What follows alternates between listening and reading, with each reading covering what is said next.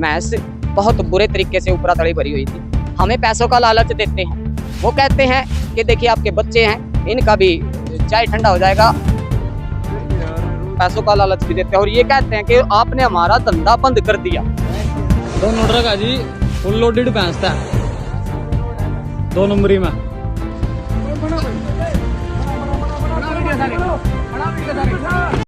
अच्छा, क्या करते हो आप? जी, हम पशु प्रेमी हैं और गौ माता के लाल हैं, गौ सेवा करते हैं। अच्छा, एक वीडियो वायरल हो रही है आपकी रात की, ये वीडियो थी किस तरह से और क्या कुछ?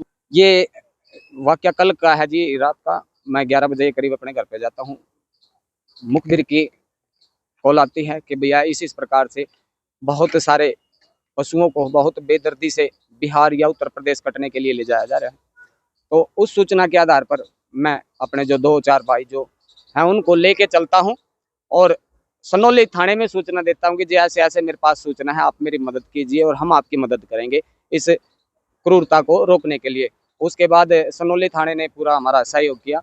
उन्होंने आगे जो उनकी यमुना चौकी पड़ती है उस पे पुलिस को पूरा अलर्ट किया और जो हमारे गौ सेवक थे उनको भी अपने साथ लिया।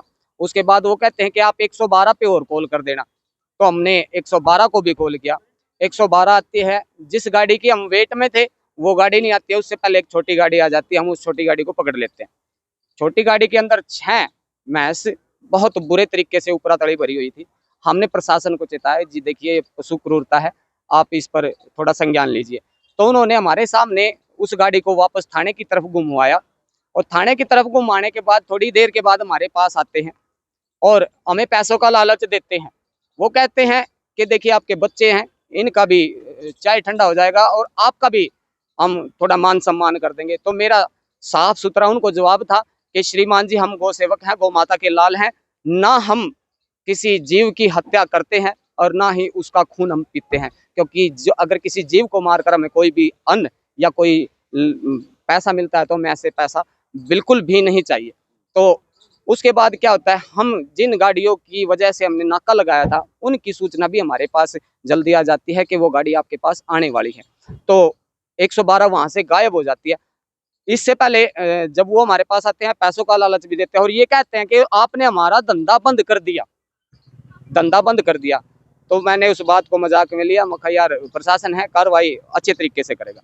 लेकिन उसके बाद जिन गाड़ियों की हम वेट में थे हम उन गाड़ियों का पीछा करते हैं, वो गाड़ियां आ जाती हैं। तो सनौली जो यमुना पे नाका है उन्होंने हमारा भरपूर सहयोग किया, उन गाड़ियों को रोकने का काम किया। उन गाड़ियों को रोकने के बाद हम दोबारा फिर 112 पे कॉल करते हैं। 112 आती है मौके पर, उन गाड़ियों को पेट्रोल पंप पे लगाती है और पता नहीं एकाएक शराब के नशे में उनके अंदर क्या राक्षसी प्रवृत्ति जागृत हुई, उन्होंने मेरे को बुरी तरह से मारना और गालियां देना शुरू कर दिया।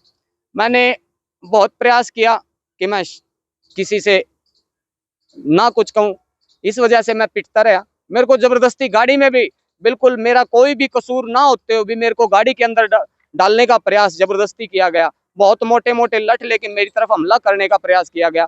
लेकिन मैंने अपना जो संविधान है उस पर भरोसा रखा। मैंने कोई भी वापसी में कोई गाली गलौच या किसी भी प्रकार का मैंने कोई विरोध तक नहीं किया। उसके बाद